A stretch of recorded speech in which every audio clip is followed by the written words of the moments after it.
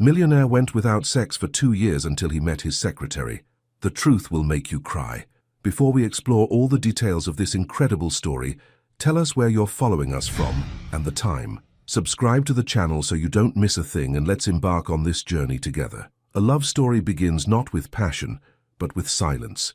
October 2024. The 42nd floor of Meridian Tower pierced Boston's morning sky like a steel needle, and Peter Johnson stood behind floor-to-ceiling windows, watching the city wake up below.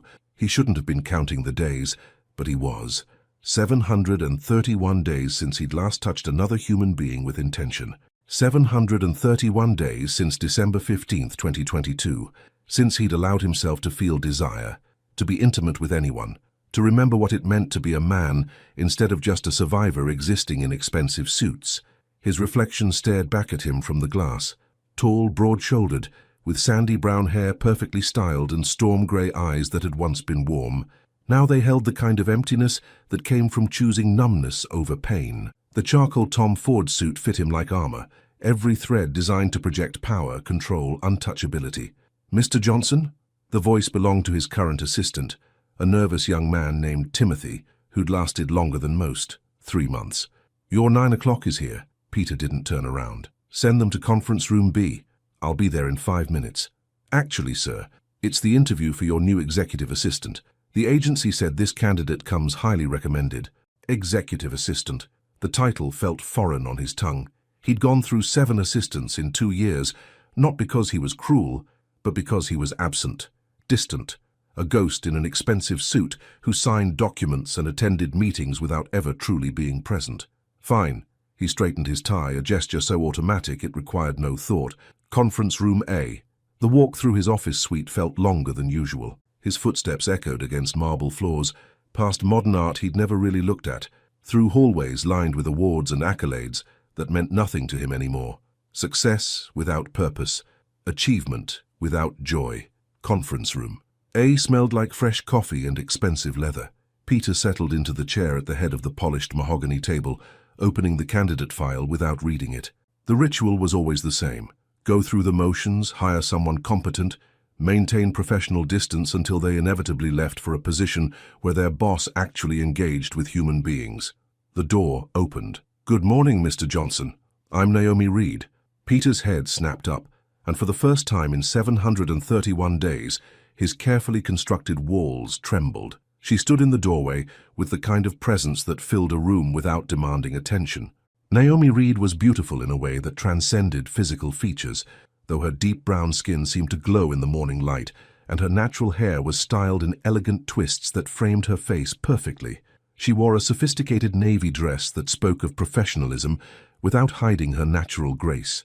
But it wasn't her appearance that made Peter's breath catch. It was her eyes, deep, intelligent, and surprisingly calm. They looked at him, really looked, without the mixture of intimidation and calculation he'd grown accustomed to. There was no agenda in her gaze, no attempt to impress or seduce or manipulate. Just a quiet strength that seemed to say, "I see you. Please have a seat." His voice came out rougher than intended. Naomi moved with fluid confidence, settling into the chair across from him. She folded her hands calmly, waiting, not fidgeting, not rushing to fill the silence with nervous chatter, just present. Peter realized he'd been staring and forced himself to look down at her resume.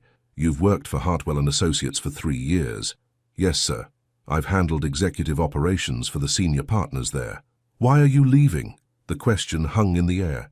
Most candidates launched into rehearsed explanations about growth opportunities and challenges. Naomi was quiet for a moment, considering. "Because I believe everyone deserves to work with people who value them," she said simply. "And I think some people need that more than others." Peter's pen stopped moving across the paper. He looked up again, searching her face for hidden meaning, for the catch. There was none. "This position requires discretion," he said, testing her. "My schedule is demanding. I don't tolerate personal drama or emotional complications." "I understand." Her voice remained steady, unaffected by his cold tone. "I'm not here to complicate your life, Mr. Johnson. I'm here to simplify it." Something twisted in his chest, an unfamiliar sensation he quickly buried. "The hours are long. I work late most nights." "So do I. I don't engage in small talk. I prefer meaningful conversations anyway." I'm not, he paused, struggling with words that felt foreign. I'm not easy to work for. For the first time since entering the room, Naomi smiled. It was soft, understanding, without a trace of judgment. Mr. Johnson, she said gently, I'm not here to make you easy. I'm here to make your job easier. There's a difference. The silence stretched between them, filled with something Peter couldn't name. He found himself studying the way afternoon light caught in her eyes, the way her hands remained perfectly still, the way she seemed to breathe calm into the room just by existing in it. When can you start? The words left his mouth before he'd consciously decided to hire her. Tomorrow if you need me to. If you need me. The phrase echoed in his mind long after she'd gathered her purse, shaken his hand with surprising warmth, and walked out the door. Peter remained in the conference room for another 20 minutes, staring at the chair where she'd sat. For the first time in 731 days, he found himself thinking about tomorrow, not dreading it, not enduring it, looking forward to it, and that terrified him more than anything had in 2 years. His phone buzzed with a text from Timothy. Should I call the next candidate? Peter deleted the message without responding.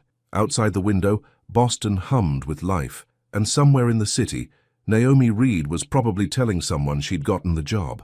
What she didn't know, what she couldn't know, was that she'd just walked into the life of a man who'd been holding his breath for 2 years. And for reasons he didn't dare examine, Peter Johnson suddenly felt like he might remember how to breathe again. But remembering how to breathe was only the beginning. The real question was whether he'd have the courage to let himself feel alive. Will Peter allow Naomi to break through the walls he's built around his heart? Or will his past prove stronger than his desperate need for connection? Sometimes the most powerful thing you can do is simply stay. Naomi arrived at Meridian Tower at exactly 7:30 the next morning, 30 minutes before her official start time. Not to impress, but because she'd learned that understanding someone's rhythm was the first step to supporting them effectively. And Peter Johnson was a man who clearly lived by precise rhythms.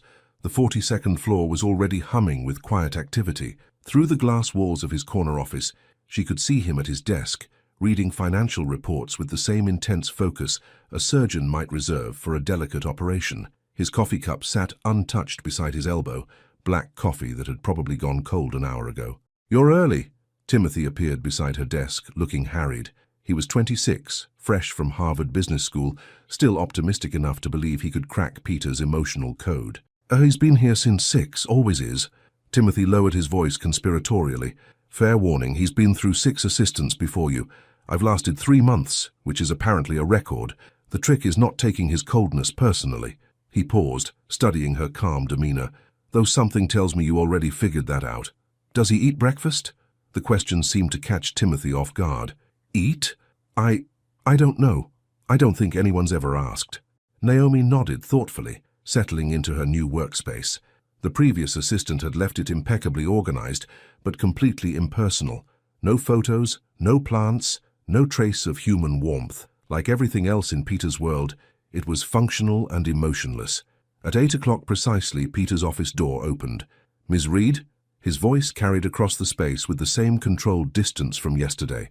"I need the Hartwell contracts reviewed and the Morrison account files transferred to digital format." "Of course, Mr. Johnson." She stood, notepad in hand. "Would you prefer I work from the files here, or should I coordinate with their offices directly?" Peter paused, clearly not expecting detailed questions. Most assistants simply nodded and figured it out later. "Directly, but handle it diplomatically. Mario Balotelli is particular about transitions." "I understand. I'll make sure he feels confident about the handover." She hesitated for just a moment. "Mr. Johnson, your coffee's been sitting there for a while. Would you like me to bring you a fresh cup?" Something flickered across his face. Surprise, maybe even confusion. "That's not necessary." "I know it's not necessary," Naomi said gently, "but I'm going to get myself some coffee anyway. It wouldn't be any trouble." He studied her face for a long moment, as if trying to decode hidden meaning in her offer. Finding none, he nodded curtly. "Black? No sugar?" "Of course." When she returned 5 minutes later with 2 steaming cups, Peter was on a conference call, his voice sharp and commanding as he negotiated what sounded like a complex merger.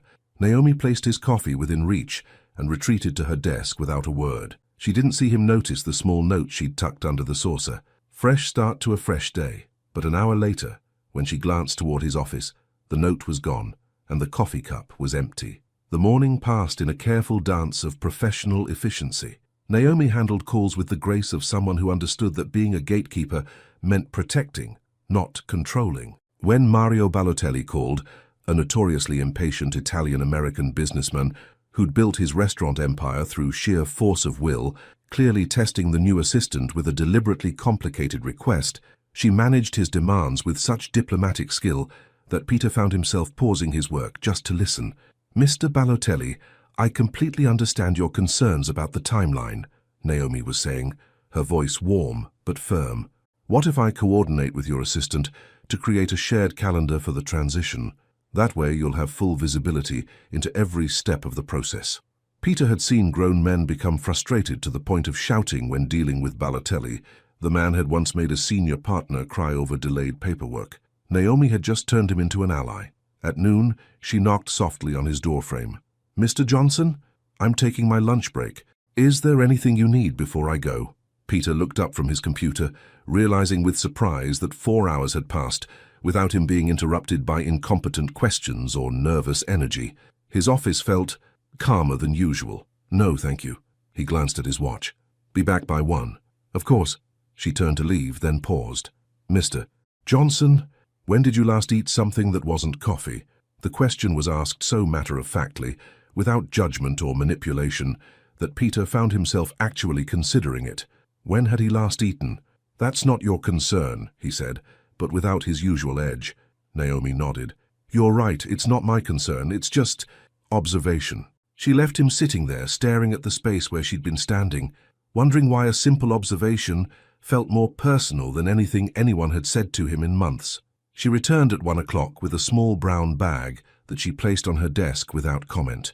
The afternoon proceeded much like the morning, smooth, efficient, peaceful in a way Peter's office hadn't felt in longer than he could remember. At 4 o'clock, she knocked again. "Mr. Johnson, I have the Morrison account files digitized and organized. Also, Mario Balotelli called to say he was impressed with our seamless coordination." A small smile played at the corners of her mouth. "I think he wants to steal me. He can't have you." The words came out sharper than Peter intended, surprising them both. He cleared his throat. "The contracts, are they ready for my review?" "On your desk." She hesitated at the doorway. "Mr. Johnson, I noticed you have a standing appointment every Tuesday at 3. Should I block that time permanently, or would you prefer case-by-case scheduling?" Peter's hand stilled on the papers. Tuesday at 3. The cemetery. The weekly visit he'd never mentioned to anyone. Never put on any official calendar. "How did you—" "Timothy mentioned you're always unavailable Tuesday afternoons, but there's never anything on your calendar. I just want to make sure I schedule around it properly." She wasn't prying, she was simply noticing, being considerate of patterns that mattered to him, even if she didn't understand them. "Block it," he said quietly. "Permanently." "Done." She turned to leave again, then paused once more. "Mr. Johnson, there's a sandwich on your desk. Turkey and Swiss, nothing fancy. You don't have to eat it, but it's there." This time, she was gone before he could respond. Peter sat motionless for several minutes, staring at the carefully wrapped sandwich beside his computer. When had someone last brought him food? When had anyone noticed whether he was eating, sleeping, taking care of the basic requirements of human existence? The sandwich was perfect. Not too much mustard, fresh bread, exactly what he would have ordered if he'd thought to eat lunch. Somehow, Naomi had observed enough in one morning to understand his preferences without ever asking. He ate every bite. At 6:30, most of the office had emptied. Peter typically worked until 9 or 10, losing himself in numbers and strategies that demanded nothing of his heart. But tonight, he found himself distracted by the soft sound of typing from the outer office. He emerged to find Naomi still at her desk, a small reading lamp casting warm light over her workspace. She'd kicked off her heels under the desk and was working in her stockings, completely absorbed in whatever she was reviewing. "Ms. Reed," she looked up, and Peter felt that strange skip in his chest again, the same one from the interview yesterday. "Mr. Johnson, I hope I'm not disturbing you. I wanted to finish organizing your calendar for next month." "It's past 6:30. "I know." She saved her document and slipped her shoes back on. "I'm a bit of a perfectionist. Bad habit." "You don't need to stay late on your first day." Naomi stood, gathering her purse with the same graceful economy of movement he'd noticed yesterday. "I don't need to do a lot of things. I just prefer to do them well." She paused at the elevator bank and for a moment Peter felt an almost overwhelming urge to ask her to stay longer, to find some excuse, some additional task that would keep her voice in the office just a little while more. Instead, he said, "Good night, Ms. Reed." "Good night, Mr. Johnson." The elevator doors opened and she stepped inside. "Thank you for today. Thank you." As if working for him was a gift rather than a job. Peter returned to his office, but concentration eluded him. For the first time in 732 days, the silence felt different. Not empty, but expectant, as if it were waiting for something to fill it. On his desk, beside his computer, sat a small handwritten note. "Thank you for trusting me with your Tuesday afternoons. Whatever they mean to you, they're safe with me." Peter sank into his chair, holding the note in hands that weren't quite steady. Naomi Reed wasn't trying to fix him, wasn't pushing for information or offering unwanted advice.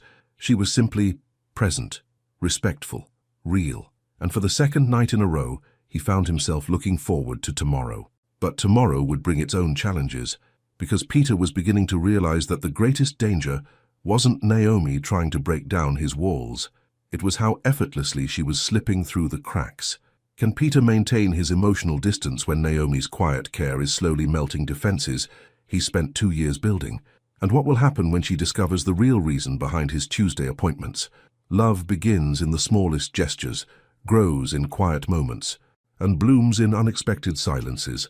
By Friday morning, Peter had stopped pretending he didn't look forward to seeing Naomi's car pull into the parking garage at 7:30 each day. Her silver Honda Civic, practical, reliable, unpretentious, had become as much a part of his morning routine as his first cup of coffee. What he hadn't expected was how thoroughly she would transform not just his office, but his entire approach to existing in the world. The changes were subtle. A small succulent plant now sat on the corner of her desk, its green leaves catching morning light. Classical music played softly from her computer speakers. Nothing intrusive, just enough to soften the harsh edges of corporate sterility. The coffee in the break room was suddenly better. She'd quietly replaced the standard blend with something that actually tasted like coffee instead of burnt water. But it was the notes that undid him. Every morning, tucked discreetly beside his coffee cup, Naomi left small handwritten messages. Not motivational quotes or cheerful platitudes that would have made him cringe. Just observations, thoughts, gentle acknowledgments of his humanity. "The sunrise was beautiful this morning, hope you noticed. You smiled at something on your computer yesterday. It looked good on you. Rainy days make the office feel cozier somehow.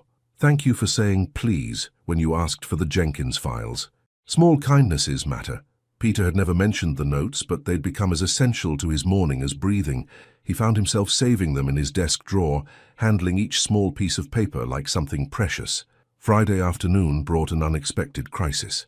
The Eastbridge merger, 6 months of careful negotiation, threatened to collapse over a legal technicality that had surfaced at the last minute. Peter's conference room filled with lawyers, executives, and nervous energy as voices grew sharp and tempers frayed. "This is exactly the kind of oversight that costs millions," snapped Gerald Hoffman, Eastbridge's lead counsel. "How did we miss this clause in the environmental assessment?" Peter felt the familiar ice settle over him, the cold control that had carried him through every crisis for the past 2 years. But as he prepared to deliver the kind of cutting response that would put everyone in their place and solve nothing, a soft knock interrupted the tension. "Excuse me, Mr. Johnson." Naomi's voice cut through the chaos like a warm breeze. "I have the original environmental reports from 2019 that might clarify the discrepancy." Every head in the room turned toward her. She stood in the doorway, holding a thick file folder, completely unbothered by the sea of expensive suits and hostile expressions. "How did you—" Gerald began.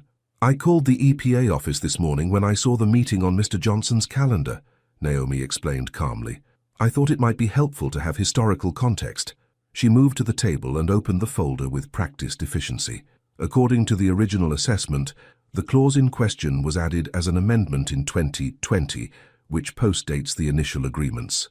The room fell silent as everyone absorbed this information. Peter stared at her, something tight and grateful expanding in his chest. She'd anticipated a problem he hadn't even known existed and solved it before the crisis could escalate. "The amendment creates a separate compliance timeline," she continued, "which means the current merger can proceed under the original parameters while the new requirements are addressed in Phase 2. Gerald's expression shifted from hostility to grudging respect. "That's Actually brilliant. Why didn't our research team find this? Sometimes fresh eyes help, Naomi said diplomatically. Would you like me to coordinate with both legal teams to draft the amended timeline? An hour later, after handshakes and relieved laughter, the room had cleared. Peter remained at the conference table, still processing what had just happened. Miss Reed, she appeared in the doorway, somehow managing to look both professional and approachable despite having just saved a multi-million-dollar deal. Yes, Mr. Johnson, that was... He struggled for words that felt adequate. How did you know to research the environmental reports? I didn't know, she admitted, but you've been tense all week whenever the Eastbridge files crossed your desk, and you only get that particular line between your eyebrows when something's bothering you that you can't control. That particular line between your eyebrows. She'd been watching him closely enough to catalogue his expressions, to read the subtle signs of his stress. You saved the deal, he said quietly. We saved the deal. Her correction was gentle but firm. I just did the research. You knew exactly how to use it. Peter found himself studying her face, the intelligence in her dark eyes, the calm confidence in her posture, the way she deflected praise without diminishing her own contribution. When had someone last worked with him instead of simply for him? Thank you, he said, and meant it more than he'd meant anything in months. You're welcome. She hesitated at the doorway. Mr. Johnson, it's almost 7. You should probably go home. I have the Patterson report to finish. The Patterson report can wait until Monday. Her voice carried a note of gentle authority that surprised them both. You've earned a weekend. Before he could respond, she was gone, leaving him alone with the strange realization that someone was looking out for his well-being, not because it benefited them, but because she cared. Peter did go home that night, for the first time in months, before 9 o'clock. His Beacon Hill townhouse felt larger and emptier than usual, but not as oppressive as it once had. He found himself wondering what Naomi did with her Friday nights. Did she have friends, family, someone special waiting for her? The thought of Naomi with someone else created an unexpected knot in his stomach that he quickly pushed aside. Saturday morning, he woke thinking about her laugh. He'd heard it only once, when she'd been on the phone with her sister thinking he was in meetings. It had been warm and unguarded, and completely infectious. By Sunday evening, Peter Johnson, CEO, millionaire, master of emotional compartmentalization, was forced to admit a terrifying truth. He was looking forward to Monday morning not because of work, but because Naomi Reed would be there. And that recognition brought with it a flood of guilt so intense it nearly staggered him. Samantha, his wife's name whispered through his mind like an accusation. How could he look forward to seeing another woman? How could he find himself thinking about Naomi's smile, her voice, her gentle presence, when Samantha was cold and alone in the ground because he'd been too late to save her? Peter stood at his bedroom window, looking out at the city lights, fighting the familiar war between the man he was becoming around Naomi and the man he'd sworn to remain, loyal to a ghost, faithful to guilt, committed to emptiness as penance for his failures. But even as he made that familiar vow to maintain distance, to keep things strictly professional, to honor his wife's memory by denying himself connection, even then, he couldn't quite bring himself to throw away the small collection of handwritten notes in his desk drawer, because some part of him, the part that was slowly, dangerously coming back to life, knew that Naomi Reed wasn't trying to replace what he'd lost. She was simply trying to help him remember what it felt like to live. As Peter's walls begin to crack, his guilt grows stronger. Will his loyalty to the past prove stronger than his growing need for Naomi? And how long can she continue to care for someone who's afraid to let himself be cared for? Sometimes the loudest cry for help comes wrapped in perfect composure. Tuesday arrived with October rain drumming against the windows of Meridian Tower, and Peter sat in his office, staring at his calendar with the kind of dread that had become as familiar as his morning coffee. 3:00 p.m. The appointment that never appeared on any official schedule. The commitment that had ruled his Tuesdays for 738 days. Mount Auburn Cemetery. Section 15. The headstone that read Samantha Claire Johnson, beloved wife, in elegant script that somehow made the finality feel both more real and completely impossible. Mr. Johnson? Naomi's voice drifted through his thoughts. The quarterly reports are ready for your review. He looked up to find her standing in his doorway, and for a moment the guilt was so sharp it nearly took his breath away. How could he sit here thinking about visiting his wife's grave, while simultaneously cataloguing the way afternoon light caught in Naomi's hair? How could he feel both devastating loss and unexpected warmth at the same time? "Leave them on my desk," he said, his voice cooler than it had been in days. Something flickered across Naomi's expression. Not hurt, exactly, but recognition. She set the reports down carefully, her movements deliberate and graceful. "Is there anything else you need before this afternoon?" The question was professional, but underneath it Peter heard something else. Understanding, maybe, or patience. No. He turned back to his computer screen, dismissing her with the kind of cold efficiency he'd perfected over the past 2 years. Naomi didn't leave immediately. She stood there for several seconds, and Peter could feel her presence like warmth against his back. Finally, she spoke. "Mr. Johnson, rain makes everything feel heavier sometimes, but it also makes things grow." Before he could respond, she was gone, leaving him staring at his reflection in the dark computer screen and wondering how she always managed to say exactly what he didn't know he needed to hear. At 2:45, Peter gathered his coat and headed for the elevator. He'd made this trip every Tuesday for 2 years, through seasons and weather, through good days and devastating ones. Today felt different somehow, weighted with more than just grief. "Mr. Johnson." He turned to find Naomi at her desk, watching him with those perceptive dark eyes. "Take your time," she said softly. "I'll handle everything here." She knew. Somehow, without him ever explaining, without him ever sharing the details that felt too raw to speak aloud, she understood that Tuesday afternoons weren't about business. They were about something infinitely more personal and painful. "Thank you," he managed, the words feeling inadequate for the relief that flooded through him. The drive to Mount Auburn took 23 minutes in Tuesday traffic. Peter had timed it so many times he could predict it to the minute.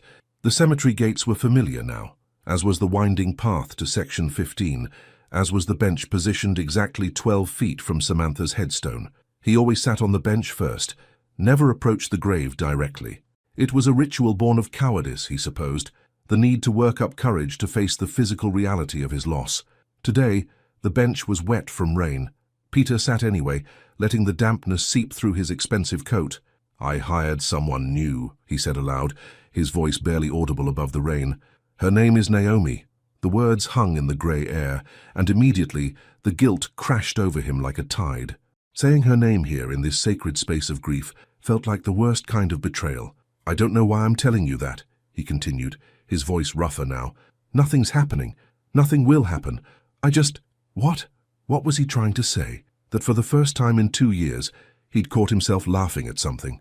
That someone had made him remember what it felt like to be cared for. That the crushing weight of surviving felt just a little bit lighter. "She leaves me notes," he whispered. "Small things like you used to do." The comparison felt wrong the moment he made it. Naomi's notes weren't like Samantha's love letters. They were different, quieter, less romantic, more observational. Where Samantha had been fire and passion and overwhelming life, Naomi was steady warmth and gentle understanding. Peter stood abruptly, walking to the headstone with jerky, agitated movements. "I don't know what I'm doing, Sam," he said, pressing his palm against the cold marble. "I promised myself I wouldn't, that I wouldn't move on, that staying empty was the least I owed you after failing to save you." Rain mixed with something warmer on his cheeks. "But she's not trying to replace you. She's not trying to fix me, or save me, or make me forget. She's just there, and I don't know how to handle that." The cemetery was silent, except for rain on leaves and distant traffic. No divine wisdom, no signs, no clear path forward. Just Peter, standing in the rain, talking to marble and earth and memories. "What am I supposed to do?" he asked the headstone, the sky, the universe that had taken everything good from his life, and then, inexplicably, sent him Naomi Reed. No answer came. But for the first time in 2 years, Peter found himself wondering if maybe, the question itself was progress. When he returned to the office at 4:30, soaked and emotionally drained, Naomi didn't comment on his appearance or ask intrusive questions. She simply handed him a steaming cup of coffee and a small towel.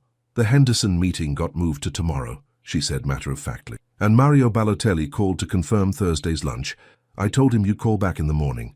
Peter accepted the coffee gratefully, wrapping his cold hands around the warm ceramic. "Thank you. Of course." She turned to leave, then paused. "Mr. Johnson? There's soup in the break room, tomato basil. I thought—" Well, it seemed like a soup kind of day. She disappeared before he could respond, and Peter found himself standing in his office, holding coffee that tasted like comfort. thinking about soup made by someone who noticed when he needed warmth. An hour later, when he ventured to the break room, he found a thermos of soup waiting on the counter with another small note. Some Tuesdays are harder than others. You don't have to carry everything alone. Peter ate the soup standing at the window, watching rain streak down glass, and for the first time since Samantha's death, he allowed himself to consider the possibility that healing didn't have to mean forgetting, that moving forward didn't have to mean leaving her behind, and that maybe, just maybe, there was room in a broken heart for more than just grief. That evening, Peter worked later than usual, partly from necessity, and partly because going home meant being alone with thoughts that felt too big and too dangerous to examine closely. At 8 o'clock, he noticed light still spilling from Naomi's workspace. He found her at her desk, a takeout container of salad beside her keyboard, working on what looked like a comprehensive reorganization of his filing system. "Ms. Reed," his voice came out softer than he'd intended. "You should go home." She looked up, and in the artificial light of the office, her face was luminous and kind. "I'm almost finished," she said. "Besides, someone needs to make sure you remember to eat dinner. That's not your job." "No," she agreed, "but caring about people isn't really a job, it's just who you are." The simple statement hit him like a physical blow. When had someone last cared about his basic human needs? When had someone noticed whether he ate, slept, took care of himself beyond the mechanical requirements of staying alive? Naomi.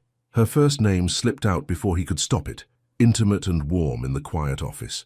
She smiled, really smiled, for the first time since he'd known her. "Yes, Peter."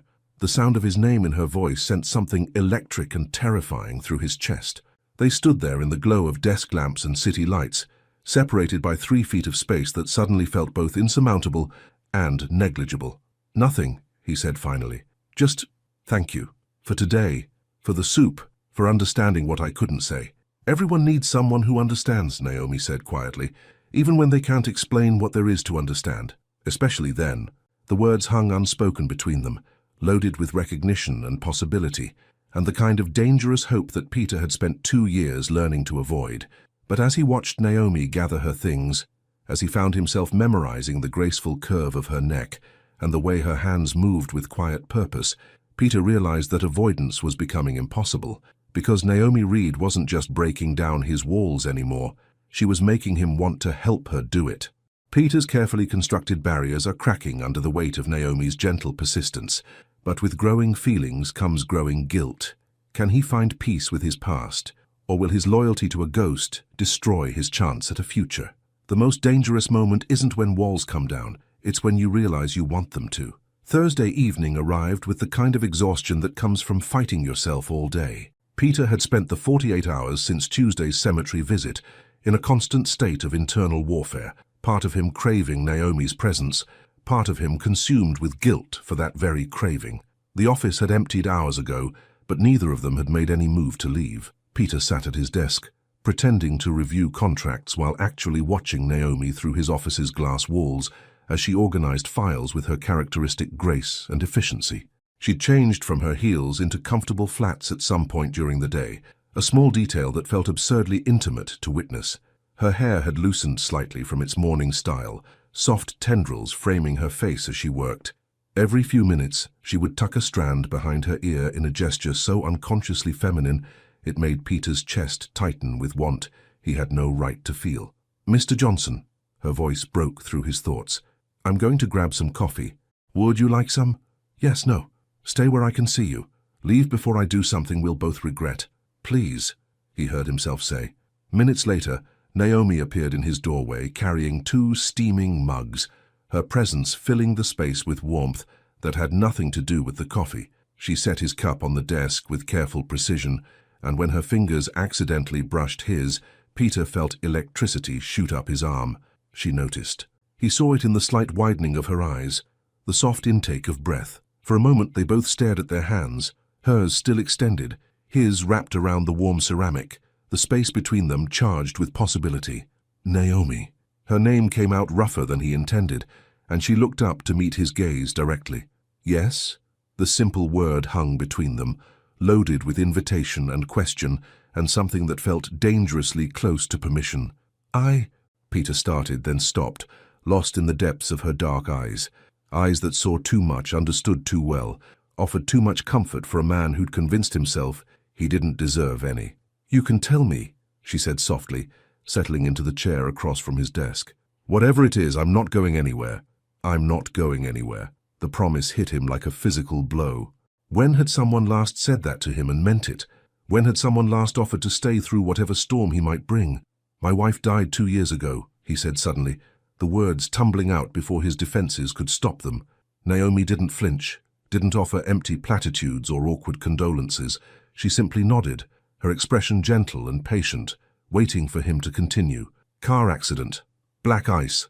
Peter's voice was barely above a whisper. "I was supposed to pick her up from her book club that night. I was running late, some crisis at the office that couldn't wait until morning." His hands trembled around the coffee cup, and he set it down carefully. "By the time I got to the hospital," he closed his eyes, seeing again the sterile hallway, the doctor's apologetic face, the crushing weight of forever settling on his shoulders. She was already gone. Peter. His name in her voice was like a balm, gentle and non-judgmental and somehow healing. "I promised her I'd be there," he continued, the words coming faster now, 2 years of bottled grief finally finding an outlet. "She called me at 8:30, laughing about something ridiculous one of the women had said, asking if I was still coming. I told her I'd be there by 9:15. At 9:20 I was still in this office, arguing with lawyers about a contract that didn't matter to anyone." Naomi leaned forward slightly, her entire focus on him, and Peter felt something crack open in his chest. "They said she died instantly, no pain, no awareness, but she was alone." His voice broke. "She was alone because I chose work over the woman I loved more than my own life." Tears he hadn't allowed himself to shed in months burned behind his eyes. "So, I don't get to—" He gestured helplessly between them. "I don't get to feel this, whatever this is. Because feeling anything for someone else means I've forgotten her, means I've moved on from the one person I should have protected and failed." The office fell silent, except for the distant hum of the city beyond the windows. Peter sat rigid in his chair, horrified that he'd revealed so much, terrified of what Naomi might say, how she might try to fix him or absolve him or minimize his guilt. Instead, she did something unexpected. She reached across the desk and placed her hand over his. "Peter," she said quietly, "you didn't fail her. You made a choice that millions of people make every day. You prioritized work because you thought there would be time for everything else later. You couldn't have known. But I should have known." The words came out harsh, desperate. "I should have dropped everything and gone to her immediately. I should have—" "You should have been psychic." Naomi's voice carried gentle challenge. "You should have known that this one time, unlike the hundreds of other times you'd been late, something terrible would happen." Peter stared at her, struck by the simple logic he'd never allowed himself to consider. "Survivor's guilt is real," she continued, her thumb moving softly across his knuckles. "But survival isn't a betrayal. Living isn't a betrayal. And loving again—" She paused, meeting his eyes with steady courage. "Loving again isn't erasing what came before. It's honoring it by choosing to keep your heart open instead of closed." The words hit him like a revelation, like lightning, like the first breath after drowning. For 2 years, he'd seen moving forward as betrayal, healing as infidelity, happiness as dishonor to Samantha's memory. But looking at Naomi, at her strength, her wisdom, her refusal to let him drown in guilt he didn't deserve, Peter began to see another possibility. That maybe Samantha, who had loved him fiercely and completely, wouldn't want him to spend his life in penance. That maybe the greatest honor he could give her memory was to live fully, love deeply, choose joy whenever he found it. "I think about you," he whispered, the confession torn from somewhere deep and desperate. "More than I should, more than I have any right to." "Peter." Naomi's voice was barely audible. He stood abruptly, moving around the desk until he was standing directly in front of her chair. She looked up at him with those intelligent, compassionate eyes, and Peter felt himself drowning in want and guilt and terrifying, overwhelming need. "I think about touching you," he continued, his voice raw with honesty. "I think about what it would feel like to kiss you, to hold you, to make love to you. I think about waking up next to you and falling asleep with your body against mine. And then I hate myself for those thoughts because they feel like cheating on a ghost, like betraying 2 years of celibacy that felt like the only way to honor what I lost." Naomi rose slowly, bringing herself within inches of him, close enough that he could smell her perfume, something soft and floral that made him think of spring mornings and fresh beginnings. "She's not a ghost, Peter," Naomi said gently. "She was a real woman who loved you, and real love doesn't demand that you stop living when it ends. It asks you to keep living in honor of what you shared." They stood there in the golden light of desk lamps and city glow, close enough to touch, separated by grief and guilt, and 2 years of carefully constructed walls.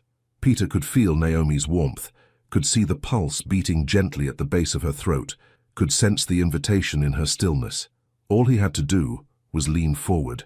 Just a few inches, and he could taste her lips, could lose himself in the promise of healing she represented. Instead, he stepped back. "I can't," he whispered, the words like broken glass in his throat. "I'm sorry, Naomi. I thought I could, but I can't. Not yet. Maybe not ever." Something flickered across her face. Disappointment, maybe, or understanding, or both. But when she spoke, her voice remained steady and kind. "I'm not going anywhere, Peter," she said again. "When you're ready, if you're ever ready, I'll be here." She gathered her purse with quiet dignity, pausing at his office door. "Take care of yourself tonight," she said softly. "And remember, healing isn't betrayal. It's courage." Then she was gone, leaving Peter alone with the scent of her perfume and the echo of words that felt like both salvation and impossibility. He wanted to heal. God. He wanted to heal more than he'd wanted anything in 2 years. But wanting something and believing you deserved it were two entirely different things. Peter has finally opened his heart to someone, but can he open it to himself? As Naomi's patience and wisdom plant seeds of healing, will Peter find the courage to choose life over guilt? Or will his loyalty to the past destroy his chance at a future? Sometimes love means knowing when to step forward and when to simply remain. Friday morning arrived with Peter already regretting everything he'd revealed the night before. He sat in his car in the parking garage for 15 minutes, gripping the steering wheel and staring at the elevator bank, consumed by a shame so intense it made his chest ache. What had he been thinking?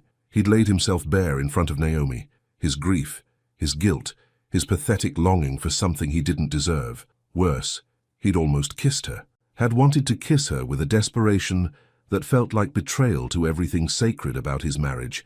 The smart thing would be to request a transfer for her, find some diplomatic way to move her to another department, another floor, another building if necessary. Put distance between himself and the woman who somehow made him forget all the reasons he needed to stay buried in grief.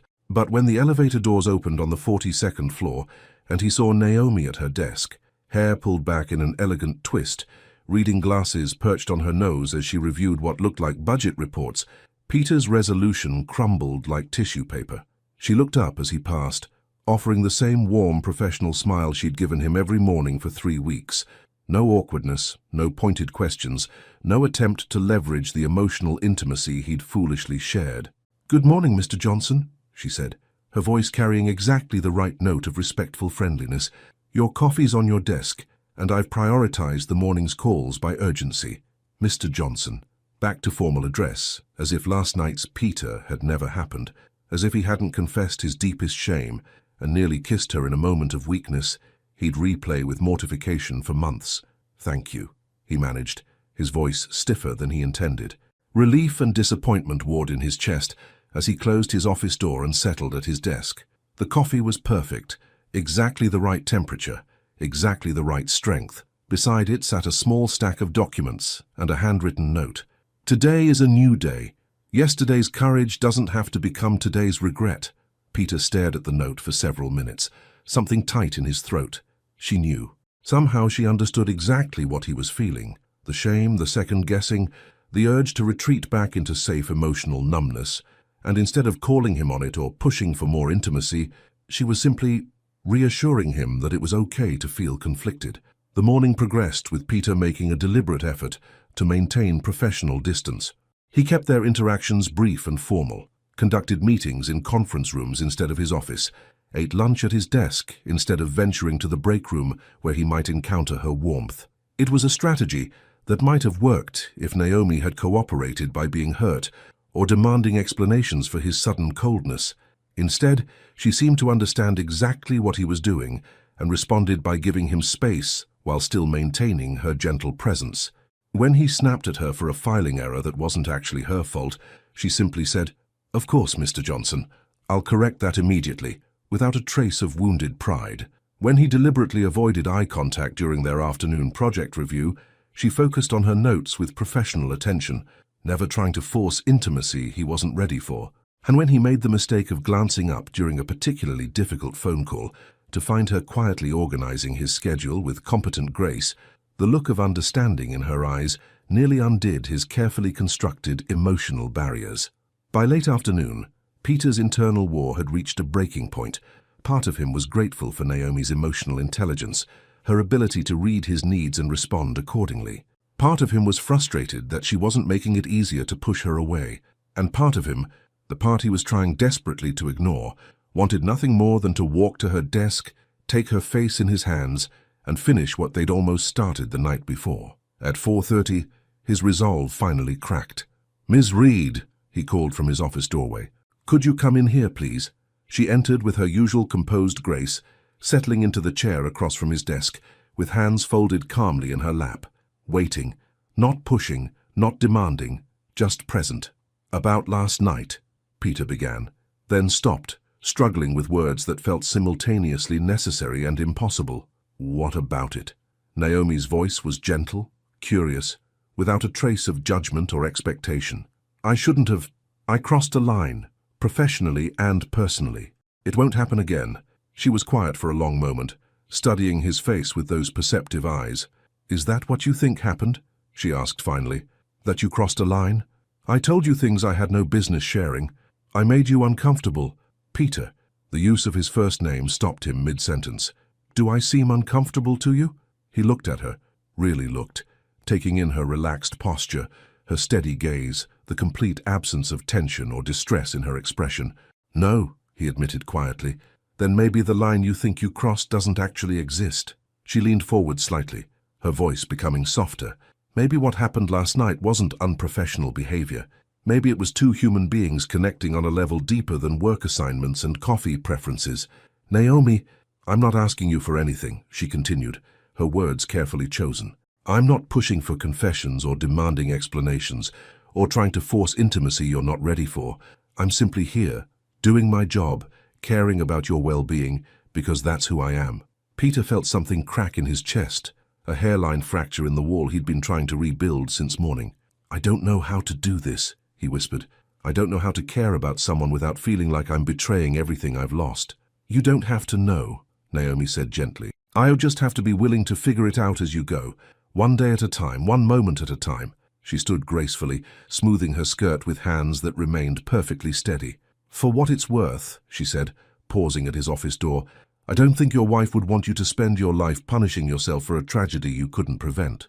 I think she'd want you to honor what you shared by remaining open to love, not because it replaces what you had, but because it proves that what you had was real enough to trust again." The words hit him like a physical blow, not because they were harsh, but because they rang with truth he'd been too afraid to acknowledge. "How do you know what she would have wanted?" he asked, his voice rough with emotion. Naomi smiled, soft, sad, infinitely understanding. "Because that's what love does, Peter. Real love doesn't hoard or possess or demand eternal mourning. It gives freely, hopes boldly, and trusts that hearts are big enough to hold both precious memories and new possibilities." She left him then, sitting at his desk in the golden afternoon light, surrounded by the debris of his carefully constructed emotional fortress. And for the first time in 2 years, Peter wondered if maybe, just maybe, Samantha would approve of the woman who was slowly, gently teaching him how to live again. That evening, Peter didn't stay late at the office. He drove home through Boston traffic, bought groceries for the first time in months instead of surviving on takeout, and cooked himself dinner while thinking about brown eyes and gentle wisdom and the radical courage it took to love someone without guarantees. On his kitchen counter, he found himself writing a note on the back of a grocery receipt. "Thank you for seeing me, all of me, and staying anyway." Tomorrow he would leave it on her desk beside her morning coffee. Tomorrow he would take the first small step toward believing he might deserve happiness after all. Because Naomi Reed wasn't just teaching him about love, she was teaching him about grace. Peter's walls are crumbling, but healing is never linear. As Naomi's wisdom plants seeds of self-forgiveness, can Peter find the courage to choose love over loyalty to guilt?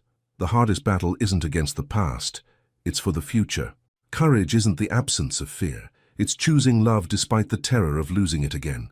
Monday morning brought the kind of crisp November air that made Boston look like a postcard, all golden leaves and sharp blue sky. Peter arrived at the office with the handwritten note burning like a secret in his jacket pocket, his heart hammering against his ribs, as if he were about to deliver a declaration of war rather than a simple thank you. Naomi was already at her desk, steam rising from her coffee cup as she reviewed what looked like quarterly projections. She wore a burgundy sweater that complemented her dark skin beautifully, and her hair fell in loose waves around her shoulders, more casual than her usual professional style, but somehow even more breathtaking. "Good morning, Mr. Johnson," she said, looking up with that warm smile that had become the best part of his day. "Good morning." Peter's voice came out rougher than intended as he pulled the crumpled receipt from his pocket.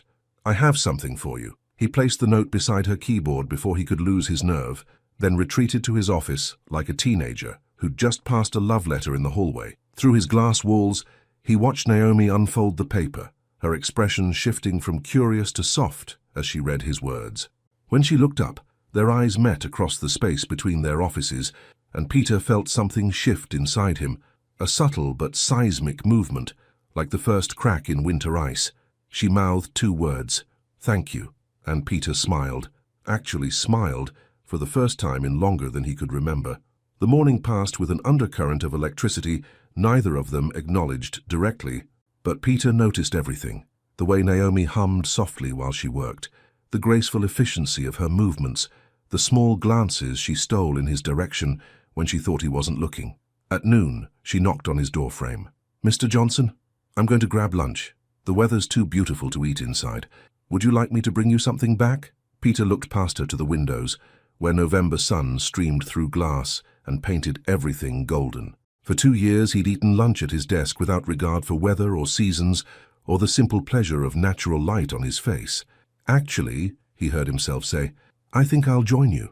Naomi's surprise was subtle but unmistakable. "Of course. There's a nice cafe about 3 blocks east that has outdoor seating." 20 minutes later, they sat at a small table outside Bella Vista Cafe, surrounded by the buzz of city life and the rustle of autumn leaves. Peter couldn't remember the last time he'd sat in the sun just to feel its warmth. Couldn't remember when food had tasted like something other than fuel to keep his body functioning. "This is nice," Naomi said, unwrapping her sandwich with the same careful precision she brought to everything. "I've been wanting to try this place since I started working downtown." "How long have you been in Boston?" Peter asked, realizing with surprise that despite 3 weeks of working together, he knew almost nothing about her life outside their office. 2 years. I moved here from Atlanta after my divorce." The word hung between them, simple and honest, and Peter felt a strange relief that she'd shared something personal without being asked. "I'm sorry," he said automatically. "Don't be." Naomi's voice was matter-of-fact, free of bitterness or regret. "It was the right decision for both of us. Sometimes love isn't enough to bridge fundamental incompatibilities." She paused, considering her words carefully. "Marcus was a good man, successful, charming, everything that looked perfect on paper, but he wanted a wife who would make his life smoother, more comfortable. I needed a partner who would challenge me to grow." Peter leaned forward, intrigued by her openness. "What happened?" "We spent 3 years trying to change each other instead of accepting who we were." Naomi's fingers traced patterns on the table. "He thought my career ambitions were cute until they interfered with his social calendar. I thought his traditional values were charming until I realized he expected me to give up everything I'd worked for to play hostess to his business associates." Peter studied her face, noting the absence of pain or anger in her expression. "You sound like you've made peace with it." "I have." She took a small bite of her sandwich, chewing thoughtfully. "It took time, but I learned that endings don't have to be failures. Sometimes they're just completions. The end of one chapter so another can begin. The end of one chapter so another can begin." The words resonated through Peter's chest like church bells, profound and somehow healing. "Is that why you moved to Boston? For a new chapter?" Naomi smiled, and for a moment she looked younger, more vulnerable. "Partly, but mostly I moved because I wanted to live somewhere that felt full of possibilities. Atlanta was beautiful, but it was also full of memories that kept me looking backward instead of forward." Peter understood that feeling with devastating clarity. "And Boston feels like looking forward?" "It does now." She met his eyes directly, and there was something in her gaze that made his breath catch, especially lately. They sat in comfortable silence, surrounded by the ordinary magic of sun and conversation and shared understanding. Peter found himself watching the way light caught in Naomi's hair, the graceful movement of her hands, the soft curve of her lips when she smiled. For the first time in 2 years, he wasn't thinking about the past. He was completely, utterly present. "Peter," Naomi said softly, and the sound of his name in her voice sent warmth spreading through his chest. "Yes? Thank you. For the note this morning. For lunch. For—" She paused, searching for words. "For letting me see who you really are underneath all that careful control." "I don't feel very controlled around you," he admitted, the honesty surprising them both. "Good." Her smile was radiant, transformative. "Control is overrated anyway." They walked back to the office slowly, neither eager to return to the formal boundaries of their professional relationship. Peter found himself matching his pace to Naomi's, acutely aware of her presence beside him, the subtle scent of her perfume, the way her hand swung gently as she walked. In the elevator, they stood closer than necessary, and Peter felt the warmth radiating from her body like a promise. "Naomi," he said, as the floors ticked by. "Yes?" He turned to face her fully, taking in the intelligence in her dark eyes, the gentle curve of her mouth, the patient kindness that had somehow broken through defenses he'd thought were impenetrable. "I want to try," he said quietly. "I don't know what that looks like or how to do it right, but I want to try. With you." Her smile was like sunrise, gradual and glorious and full of possibility. "We don't have to figure it all out today," she said gently. "We just have to be willing to take it one step at a time." The elevator dinged softly as they reached their floor, but neither of them moved toward the opening doors. "Naomi," Peter said again, and this time there was something different in his voice, something raw and honest and brave. "Yes? Would you have dinner with me tonight?" Not as your boss asking his assistant, but as— He struggled for words to define what they were becoming. As a man who would very much like to spend more time with a woman he finds remarkable in every way. Her answer came without hesitation. "I would love that." The elevator doors slid closed again, carrying them back down to the lobby, but neither of them cared. They were too busy looking at each other, too busy marveling at the courage it had taken to ask, and the grace it had taken to accept. 8 o'clock, Peter asked. 8 o'clock, Naomi confirmed. As the elevator carried them back up to the 42nd floor, Peter felt something he hadn't experienced in 753 days. Anticipation for tomorrow. And for the first time since losing Samantha, the future looked less like an endurance test and more like an adventure waiting to unfold. That evening, Peter stood in front of his bathroom mirror, adjusting his tie for the 4th time, and wondering when he'd turned into a nervous teenager. He'd chosen his clothes carefully. Charcoal slacks, navy button-down, no jacket. Elegant but not overly formal. Accessible but still respectful of the significance of what they were about to do. A first date. At 39 years old, after 2 years of emotional hibernation, he was going on a first date with a woman who had somehow made him remember what it felt like to hope. His phone buzzed with a text. "Looking forward to tonight. Thank you for being brave enough to ask." Peter smiled, typing back, "Thank you for being patient enough to wait." Because that's what love was, he was beginning to understand. Not just the courage to reach out, but the grace to remain within reach. Not just the strength to take risks, but the wisdom to honor the pace of healing. And tonight, for the first time in 2 years, Peter Johnson was ready to take the first real step toward tomorrow. The walls are finally down, and Peter has chosen love over fear. But first dates are just the beginning. Can two wounded hearts learn to heal together? And what will happen when they discover that sometimes the greatest love stories begin with the simple courage to try? Some conversations happen with words, others happen with glances, touches, and the space between heartbeats.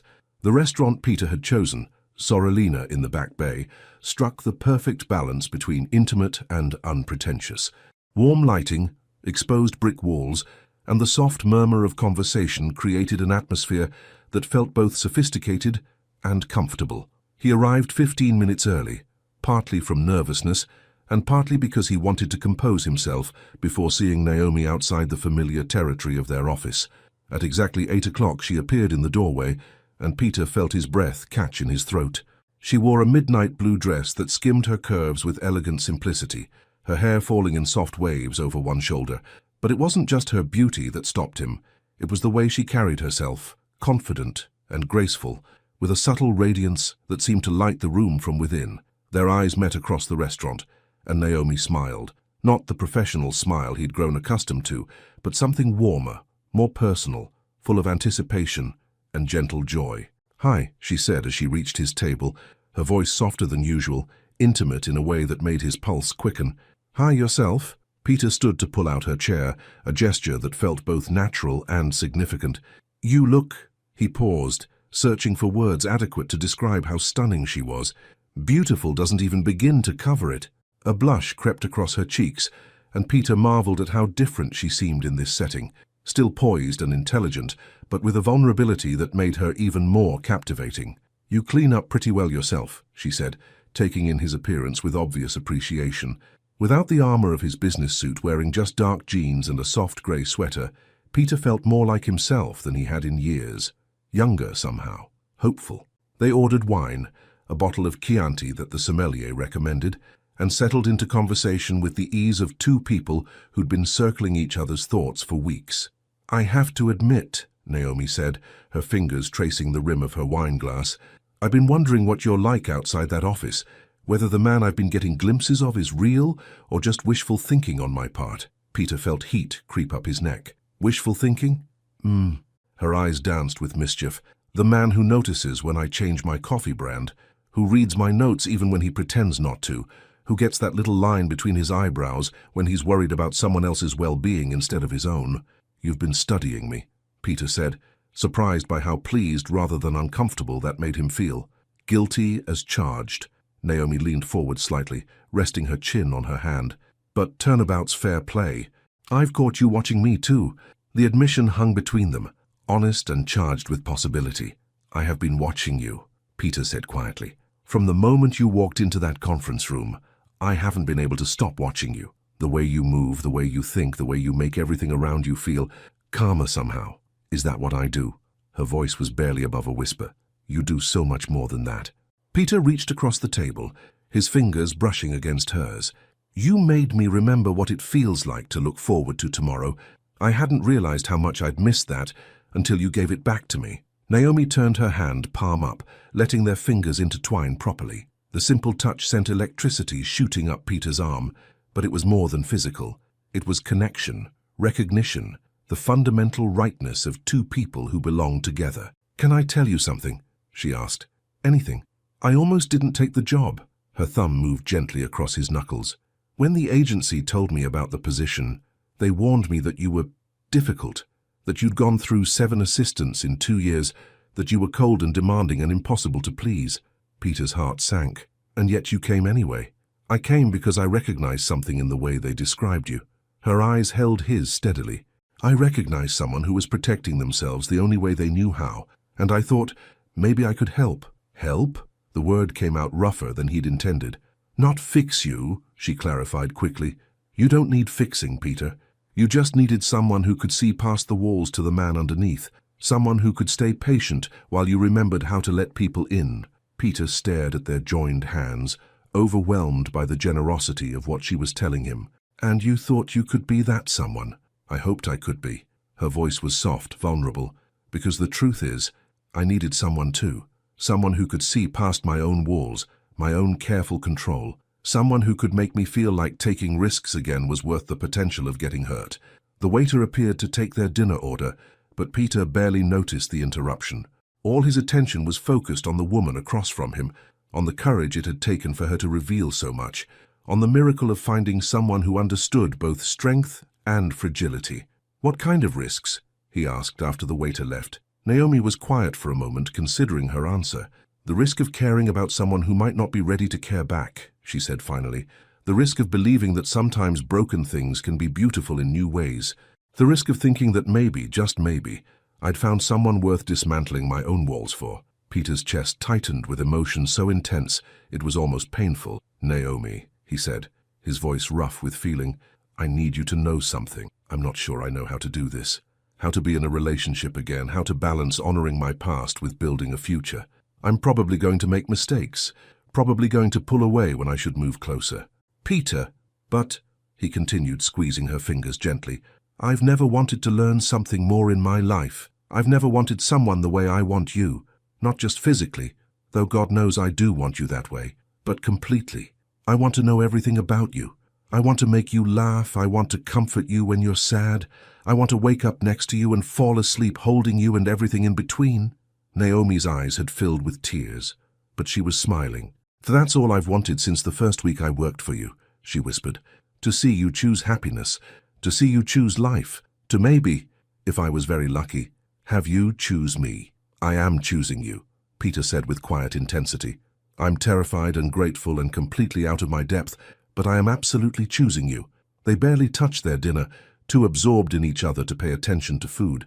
The conversation flowed from childhood stories to travel dreams, to books they'd loved, and movies that had made them cry. Peter found himself laughing more than he had in years, rediscovering a lightness he'd thought was buried with Samantha. But it wasn't the same lightness. This was different, deeper, more intentional, earned through suffering and loss and the conscious choice to hope again. As the evening wound down and they walked slowly through the Back Bay streets, Naomi slipped her hand into his with natural ease. Peter marveled at how perfectly their fingers fit together, how right it felt to have her close beside him.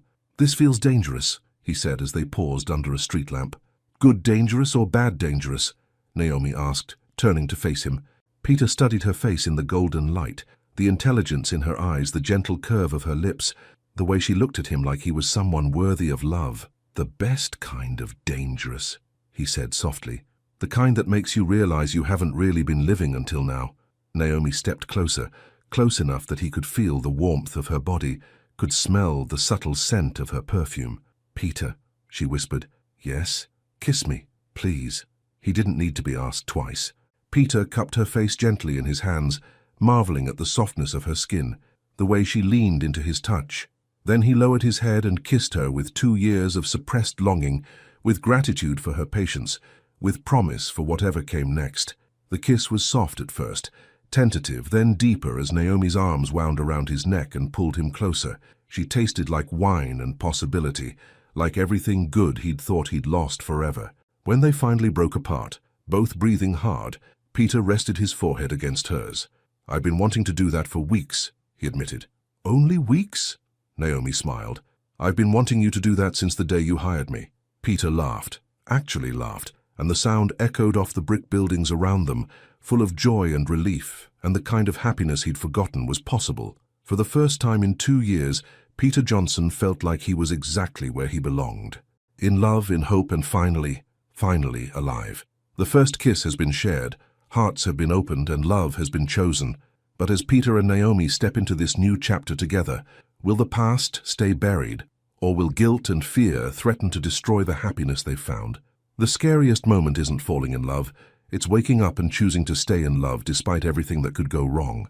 Tuesday morning arrived with the kind of crisp December air that made Boston sparkle, and Peter found himself standing outside Meridian Tower at 7:15, waiting for Naomi's silver Honda, with an anticipation that bordered on teenage nervousness. Last night had been perfect. The dinner, the conversation, the walk through Back Bay streets, and that kiss. God, that kiss, that had rewritten every assumption he'd made about what he was capable of feeling again. But morning had a way of bringing doubt, and Peter couldn't shake the fear that daylight might reveal last night as a beautiful mistake. What if Naomi regretted it? What if the professional boundaries they'd crossed couldn't be uncrossed? What if he'd imagined the connection between them, the way she'd looked at him like he was someone worth loving? At 7:32, her car pulled into the garage, and Peter felt his heart rate spike. Through the windshield, he could see her profile as she gathered her purse and coffee cup, the same graceful efficiency she brought to everything.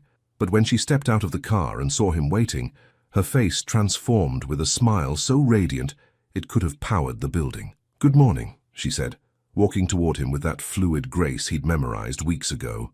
"Good morning." His voice came out rougher than intended, still caught somewhere between relief and residual fear. "I wanted to—" "Peter." She stopped directly in front of him, close enough that he could smell her perfume, see the warmth dancing in her dark eyes. "Are you okay?" The simple question, asked with such genuine concern, nearly undid him.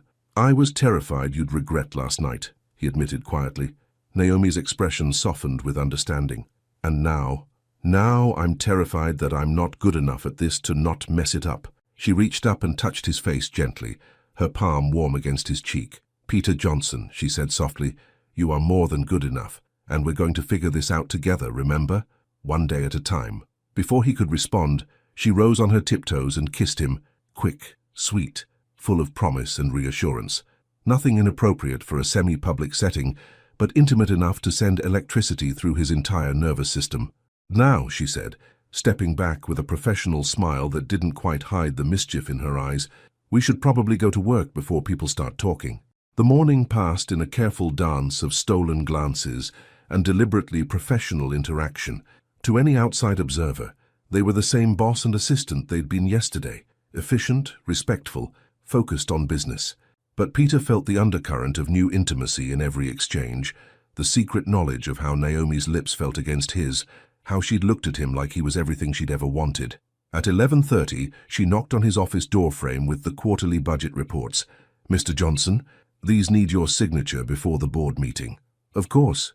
He took the papers from her, their fingers brushing briefly. The contact lasted less than a second, but it was enough to remind him of how those same fingers had felt, threading through his hair last night. "Will there be anything else?" she asked, her voice perfectly professional. "Actually, yes." Peter set the reports aside and looked at her directly. "Would you close the door, please?" Naomi did as requested, then turned back to face him with raised eyebrows. "Ms. Reed," he said formally, then paused, his mouth quirking into a smile. "I find myself in an unprecedented situation." "Oh?" "I appear to have developed rather strong feelings for my assistant. Quite unprofessional of me." "Scandalous," Naomi agreed, fighting to keep her expression serious. "What do you intend to do about this situation, Mr. Johnson?" "I was thinking I might ask her to dinner again. Tonight, if she's available." "I'm sure she is." Naomi's professional facade cracked slightly. "She's been hoping you'd ask." Peter stood and walked around his desk until he was close enough to take her hands in his. "I know this is complicated," he said quietly. "The work situation, the fact that I'm still figuring out how to do this, how to balance what we're building with what I've lost. But Naomi, I want to try so badly it scares me."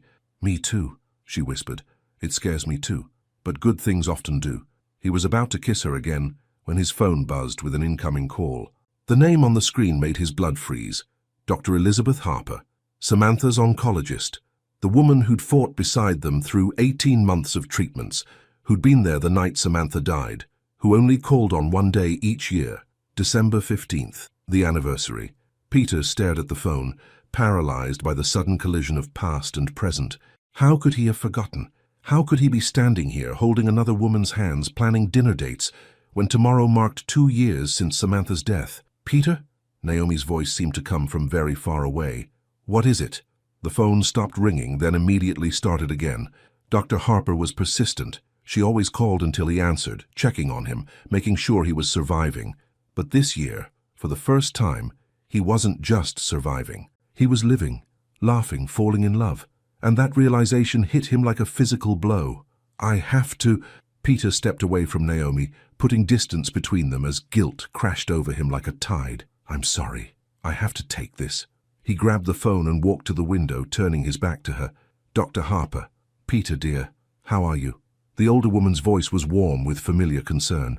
"Dr."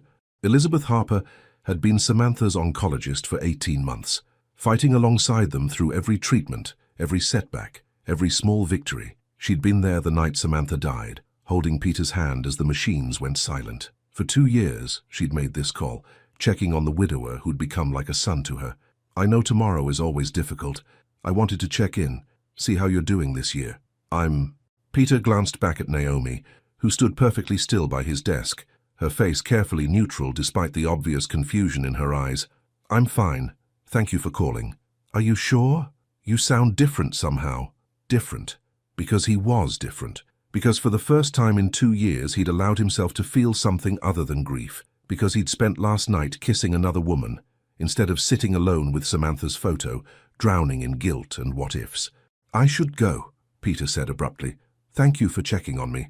"Peter, wait." He hung up before she could finish, his hands shaking as he set the phone down. "Peter?" Naomi's voice was soft, careful. "What's wrong?" He turned to face her, and the concern in her eyes made everything worse. How could she look at him with such care when he was betraying the memory of his wife? How could she be so patient when he was falling apart over a simple phone call? "Tomorrow is December 15th, he said quietly. Understanding dawned in her expression. The anniversary. 2 years. His voice was barely audible. 2 years since Samantha died, and I'm standing here planning dinner dates like it doesn't matter. Like she doesn't matter. Peter, that's not... I can't do this. The words came out harsh, desperate. I thought I could, but I can't. I can't move on, can't pretend that what we're doing isn't a betrayal of everything she and I shared. Naomi took a step toward him, her hand outstretched, but Peter backed away. I'm sorry, he said, his voice breaking. I'm so sorry, Naomi. You deserve someone who can love you completely, without reservations, without guilt, someone who isn't haunted by ghosts. Peter, please, I think it would be best if you transferred to another department, he continued, each word feeling like broken glass in his throat. I'll make sure it comes with a promotion, an increase in salary. You won't be punished for my inability to keep personal and professional separate. The silence that followed was deafening. Naomi stood frozen for several seconds, her face cycling through hurt, disappointment, and finally a kind of resigned understanding that somehow made it worse. If that's what you want, she said quietly, it is. The lie felt like acid on his tongue, but Peter forced himself to maintain eye contact, to let her see the coldness he was projecting, even though it was tearing him apart inside. I'll submit the request this afternoon, she said, her voice steady despite the pain he could see in her eyes. I assume you'll want the transition completed as quickly as possible. Yes. Naomi nodded once, professionally, then walked toward the door with the same grace she'd shown since the first day she'd walked into his life. At the threshold, she paused without turning around. For what it's worth, Peter, she said softly, I don't think loving again dishonors what you had with Samantha. I think it honors it by proving that what you shared was real enough to trust again. Then she was gone, leaving Peter alone with his guilt, his fear, and the crushing realization that in trying to protect Samantha's memory, he'd just destroyed his chance at happiness. And for the first time since her death, Peter wondered if maybe some betrayals were worse than others. Maybe the greatest betrayal wasn't moving on from love. Maybe it was refusing to, when love offered itself again. Peter has chosen fear over love, past over present. As the anniversary of Samantha's death approaches and Naomi prepares to leave his life forever, will Peter find the strength to fight for what matters most? Or will guilt rob him of the future Samantha would have wanted him to have? Sometimes the greatest act of love isn't holding on, it's knowing when to release what's gone so you can embrace what's possible. December 15th arrived with a Boston blizzard that seemed designed to match Peter's internal storm. He stood at his bedroom window at 5:47 a.m., watching snow erase the familiar landscape, making the world look foreign and new. 2 years. 730 days since Samantha's last breath, since the machines went silent, since his world ended in a sterile hospital room that smelled of antiseptic and broken dreams. But today, instead of the familiar ritual of grief, the flowers, the cemetery visit, the evening spent drowning in guilt, Peter felt something different. Empty, yes, but not in the way he was accustomed to.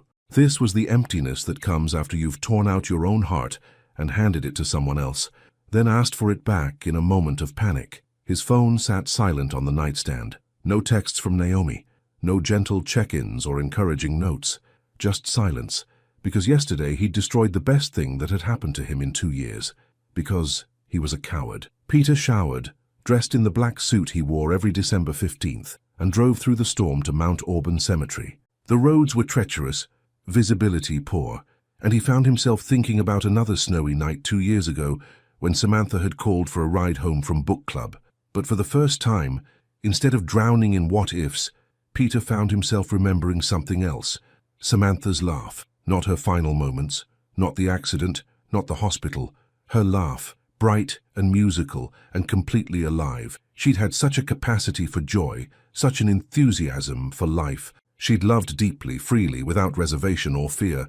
And if she could see him now, isolated, afraid, pushing away love because he thought suffering was more loyal than healing, what would she think? The cemetery gates were barely visible through the snow, and Peter almost turned back. But something pulled him forward, some need to face this anniversary differently than all the others. Section 15 was a winter wonderland, pristine white broken only by the dark silhouettes of headstones and bare trees.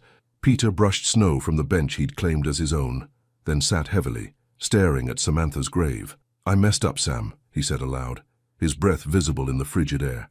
I found someone incredible, and I threw it away because I was scared of what loving her meant about us. The wind picked up, sending snow swirling around the cemetery like something out of a dream. Her name is Naomi. Naomi Reed. Peter's voice grew stronger as he spoke. She's nothing like you, not better or worse, just different. Quiet where you were vibrant, steady where you were spontaneous, but Sam, she makes me feel alive again. She makes me want to be alive again. He stood walking closer to the headstone, his dress shoes crunching in the snow. I keep thinking that loving her means forgetting you, but that's not true, is it? His voice cracked with emotion. You'd be furious with me for wasting 2 years feeling guilty about surviving when you couldn't. You always hated waste. A memory surfaced. Samantha in their kitchen, lecturing him about throwing away leftover takeout. Life's too precious to waste, Peter. Food, time, love. When you have something good, you appreciate it. You don't throw it away because you're afraid it won't last. Peter laughed through his tears, remembering how she'd made him eat day-old Chinese food for breakfast to prove her point. I stopped living in every way after you died, Sam, he continued, his voice stronger now. I stopped feeling desire, stopped believing I deserved intimacy, stopped thinking any part of me was worth loving. But Naomi, she made me remember that my body isn't just a machine for getting through days. She made me remember what it means to be a man who can love and be loved completely. You would have liked Naomi, he continued, pressing his palm against the cold marble. She's kind without being naive, strong without being hard. She sees people, really sees them, and somehow makes them better just by being present, the way you used to do. The snow was falling harder now, accumulating on his shoulders and in his hair, but Peter didn't care. I think maybe you sent her to me. The words came out in a whisper, but they felt true in a way that settled something deep in his chest. Maybe this is your way of telling me it's okay to live again, that loving someone new doesn't erase what we had. It honors it, by proving that what we shared taught me how to recognize real love when I found it again. He knelt in the snow beside the headstone, no longer caring about his expensive suit or professional appearance. I'm going to let you go now, Sam. Not forget you, never forget you, but stop using grief as an excuse to avoid living. Stop pretending that staying broken somehow proves I loved you more. Peter reached into his jacket pocket and pulled out his wedding ring, the one he'd continued wearing for 2 years, unable to remove the last physical connection to his marriage. He looked at it for a long moment, remembering the day Samantha had slipped it onto his finger, laughing because her hands were shaking with joy. Then gently, he pressed the ring into the snow at the base of her headstone. Thank you, he whispered, for loving me completely, for showing me what real love looks like, for giving me a foundation strong enough to build on again. As he stood, Peter felt something shift inside him, not the breaking apart he'd feared, but a settling into place, like a bone that had been set wrong finally snapping into proper alignment. He wasn't betraying Samantha by choosing life. He was honoring her by refusing to waste the love she'd taught him how to give. And Naomi, God, Naomi deserved so much better than his fear and cowardice, if it wasn't too late. The drive back to the city took 45 minutes through increasingly treacherous roads, but Peter barely noticed the conditions. His mind was focused on one thing, finding Naomi before she disappeared from his life forever. He tried calling her cell phone from the car, straight to voicemail. Tried the office, no answer. Finally, he called Timothy. Mr. Johnson, are you okay? The office is closed today because of the storm. Timothy, I need Naomi Reed's home address. It's urgent. Sir, I'm not sure I'm authorized to... Please. Peter's voice broke slightly. I made a terrible mistake, and I need to fix it before I lose the best thing that's happened to me in years. A pause. Then, Beacon Hill, 423, Charles Street, apartment 3B. 20 minutes later, Peter stood outside a charming brownstone, soaked from the snow and shaking with something that had nothing to do with cold. Her car was in the small parking area behind the building. She was home. He climbed 3 flights of narrow stairs, his heart pounding harder with each step. At apartment 3B he paused, gathering courage he wasn't sure he possessed. Then he knocked. Footsteps approached, a security chain rattled, and the door opened to reveal Naomi in sweatpants and an oversized sweater, her hair pulled back in a messy bun. She looked beautiful and comfortable, and completely shocked to see him. Peter? Her voice was carefully neutral. What are you doing here? I came to apologize, he said simply, and to ask if it's too late to be the man you deserve instead of the coward I've been. Naomi studied his face, taking in his snow-dampened hair, his dress clothes, the vulnerability he was no longer trying to hide. You're soaked, she said finally. "Come in before you freeze to death." Her apartment was small but warm, filled with books and soft lighting and the kind of personal touches that made a space feel like home. Peter stood dripping in her entryway, suddenly uncertain how to begin. "Today was the anniversary," he said quietly. "I know." Her voice was gentle. "How was it? Different?" Peter ran a hand through his wet hair. "I went to see Samantha, and for the first time, instead of asking her to forgive me for surviving, I asked her to forgive me for not really living." Naomi's expression softened slightly, but she remained where she was, not making this easier for him. "I took off my wedding ring," Peter continued, "left it with her, not because I don't love her anymore, but because I finally understand that loving you doesn't diminish what I felt for her. It proves that what she taught me about love was real enough to recognize when I found it again. Peter, I love you." The words came out in a rush, desperate and completely honest. "I love your strength and your patience and the way you see beauty in broken things. I love how you make me want to be better than my grief, stronger than my guilt. I love that you never tried to fix me. You just stayed present while I remembered how to fix myself." Naomi's eyes filled with tears, but her voice remained steady. "What changed? Yesterday you said I deserved someone without ghosts." "I realized that ghosts aren't the problem," Peter said quietly. "Fear is. And I'm tired of being afraid. I'm tired of choosing safety over happiness, past over future, guilt over love." He took a step closer, close enough to see the flecks of gold in her dark eyes. "I can't promise I won't have bad days. I can't promise I won't sometimes struggle with survivor's guilt or the complexity of loving again. But I can promise that I want to figure it out with you. I can promise that you'll never have to compete with my past, because you are my future." For a long moment they stood in the warm glow of her apartment, snow still melting in Peter's hair, hope and heartbreak balanced on the edge of her response. Then Naomi stepped forward and took his face in her hands. "Peter Johnson," she said softly, "you are the most stubborn, impossible, wonderful man I've ever met. And yes, I'll help you figure it out. On one condition. Anything. Next time you get scared, next time the guilt tries to convince you that loving me is somehow wrong, you talk to me instead of pushing me away. Because we're partners now, which means we face the difficult stuff together." "So partners," Peter repeated, the words settling into his chest like a promise. "Partners," Naomi confirmed, then rose on her tiptoes to kiss him. This kiss was different from their first, deeper, more certain, flavored with the salt of tears and the sweetness of second chances. It tasted like forgiveness and possibility, and the kind of love that grows stronger in the broken places. When they finally broke apart, Peter rested his forehead against hers. "I love you too, by the way," Naomi whispered, "in case that wasn't clear." Peter laughed, the kind of laugh that comes from pure relief and overwhelming gratitude. "It's clear now," he said. "Finally, it's all clear." That night, they made love for the first time in the soft glow of her bedroom, snow still falling outside her windows like a blessing. Peter's hands shook as he touched her, not from nervousness but from the overwhelming realization that he was alive again, that his body remembered how to feel pleasure, how to give it. "Are you sure?" Naomi whispered against his lips as they lay together afterward, her fingers tracing gentle patterns on his chest. "I've never been more sure of anything in my life," Peter said, pulling her closer. For 2 years, he'd believed that desire had died with Samantha. But lying there with Naomi in his arms, her heartbeat steady against his side, he understood the difference between ending and transformation. This wasn't betrayal. This was rebirth. Outside, the storm raged on, but inside Naomi's warm apartment, two people who had found each other despite impossible odds, held each other close and planned a future neither had dared to dream possible. Because sometimes the greatest love stories begin not with a meeting, but with a choice. The choice to love anyway. The choice to try again. The choice to believe that broken hearts can heal in beautiful, unexpected ways. Peter has finally chosen love over fear, future over past. But how will this new beginning unfold? What will their life together look like as they build something beautiful from the pieces of their separate healing journeys? 4 years after loss, 2 years after love. Love isn't about finding someone to complete you.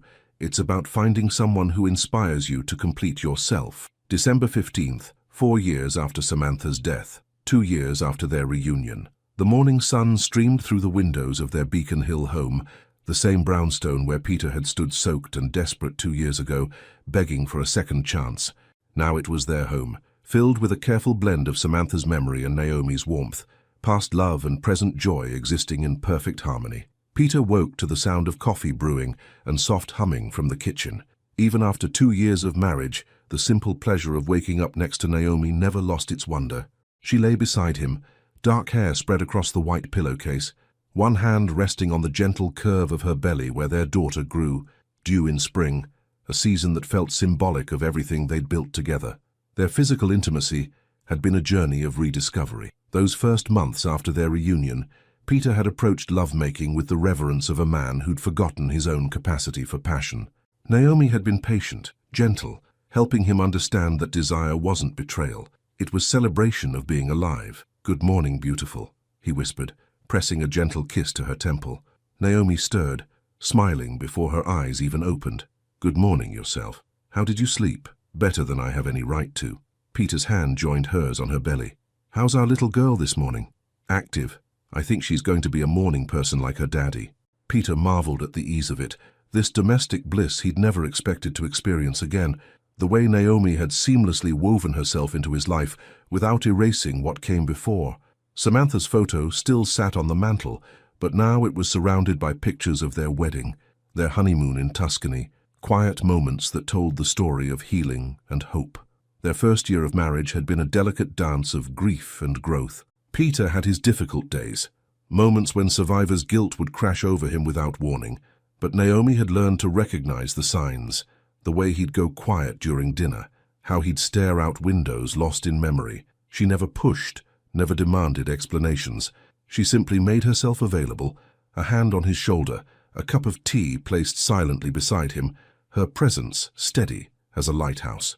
And slowly, Peter had learned to share those dark moments instead of drowning in them alone. He'd learned that healing wasn't linear, that loving Naomi didn't diminish what he'd felt for Samantha, and that happiness wasn't a betrayal of the past. It was a promise to the future. "I want to visit Samantha today," Peter said quietly. "With you, if you're comfortable with that." It had taken him 6 months after their reunion to suggest bringing Naomi to the cemetery. She'd said yes without hesitation, understanding that honoring his past was part of loving his present. Of course. Naomi turned to face him fully, her eyes soft with understanding. "I think she'd want to meet the baby anyway, don't you?" The casualness with which she included Samantha in their family narrative still amazed Peter. There was no jealousy, no competition, just acceptance that love expands rather than divides. Later that afternoon, Mount Auburn Cemetery. The December day was crisp but clear, a stark contrast to the blizzard of 2 years past. Peter and Naomi walked hand in hand through Section 15, their breath visible in small puffs, as they approached the familiar headstone. Someone had placed fresh flowers on Samantha's grave. Dr. Harper, most likely, still making her annual pilgrimage. Peter smiled, touched by the continued connection. "Hello, Sam," Peter said softly, settling onto the bench with Naomi beside him. "I brought someone special to meet you."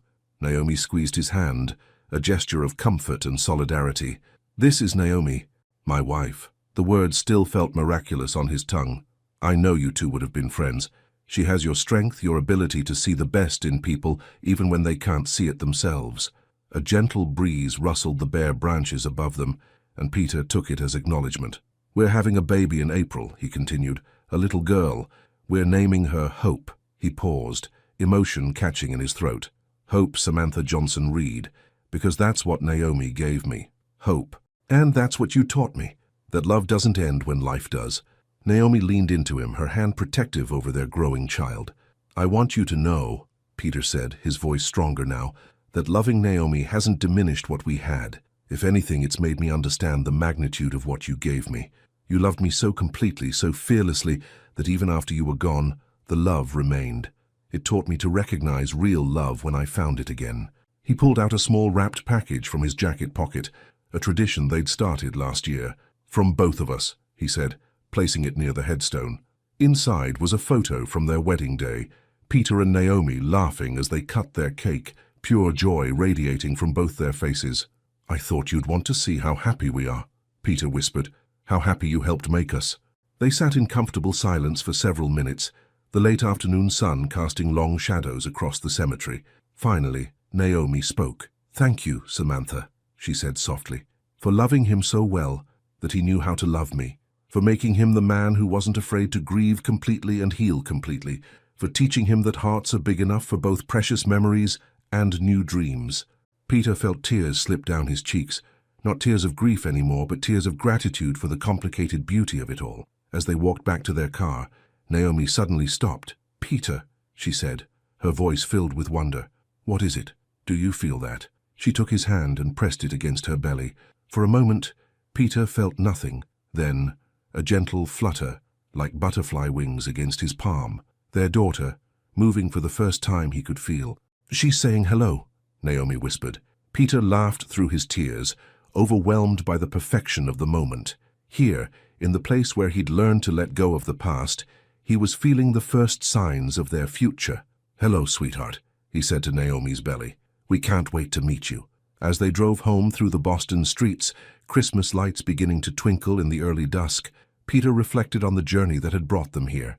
The grief that had nearly destroyed him, the love that had saved him, the courage it had taken to choose hope over fear. "Do you ever regret it?" he asked Naomi as they sat in traffic. "Taking a chance on someone so broken?" Naomi turned to look at him, her eyes bright with love and certainty. "Peter Johnson," she said firmly, "you weren't broken. You were healing. There's a difference, and I've never regretted loving someone brave enough to heal." Later that evening, their Beacon Hill home was warm with golden light and the smell of dinner cooking. Peter had surprised himself by developing a love for cooking, something that had emerged during their courtship when he'd realized takeout wasn't appropriate for wooing the woman of his dreams. Now their Saturday evenings often consisted of him experimenting in the kitchen while Naomi read nearby, occasionally offering suggestions or simply enjoying the domesticity they'd built together. "Timothy called today," Naomi said from her spot on the couch, one hand absently stroking her belly. "He wanted to know if we'd come to his engagement party next month. Apparently, he credits us with showing him what real love looks like." Peter smiled, stirring the pasta sauce. Timothy had become more than just a former colleague. He'd become a friend, someone who'd witnessed Peter's transformation and celebrated their love story. "I'd like that. It'll be good to see him happy." "He said something else," Naomi continued, her voice soft with affection. "He told me that watching you learn to love again gave him the courage to propose to Sarah. He said you were his example, that it's possible to choose happiness over fear." Peter set down his spoon and walked to where she sat, settling beside her on the couch they'd picked out together, a compromise between his minimalist aesthetic and her love of comfort. He placed his hand over hers on her belly, feeling the gentle movements of their daughter. "We did something good, didn't we?" he said quietly. "Despite all the fear and doubt and nearly giving up, we created something beautiful." "We did." Naomi leaned into him, her head finding its natural place on his shoulder. "And we're going to teach her that love isn't something to be afraid of. It's something to be brave for." That night, as they lay in bed with her head on his chest and his hand protective over their growing child, Peter felt the complete contentment that comes from being exactly where you belong.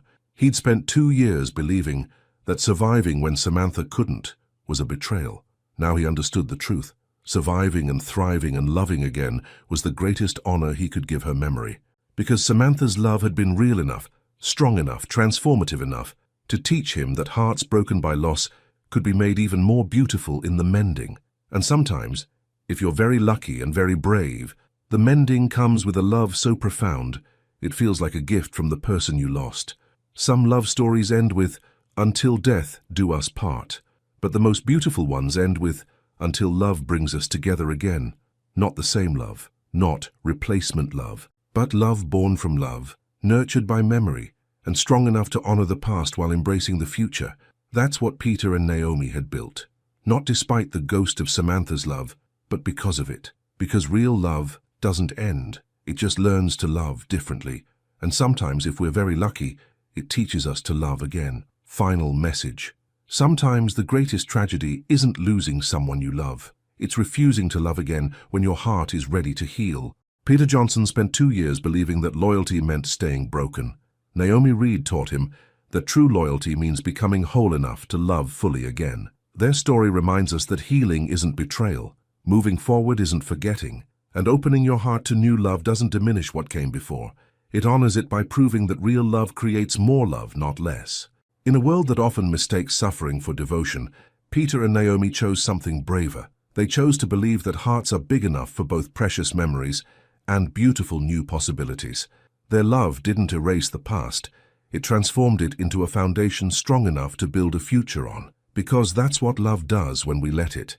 It heals, it grows, and it teaches us that the most profound way to honor what we've lost is to remain open to what we might still find. Sometimes the most beautiful love stories begin not with once upon a time, but with once more with courage. A question for your heart. If you found yourself in Peter's position, torn between loyalty to a lost love and the possibility of new happiness, what would you do? Would you have the courage to choose healing over guilt, future over past, love over fear? Your thoughts and reflections mean everything. Please share what this story stirred in your heart. The end. Thank you so much for watching until the end. If you enjoyed this story, don't forget to subscribe to the channel, leave a like, and comment your thoughts. Your participation is very important to us. See you next time.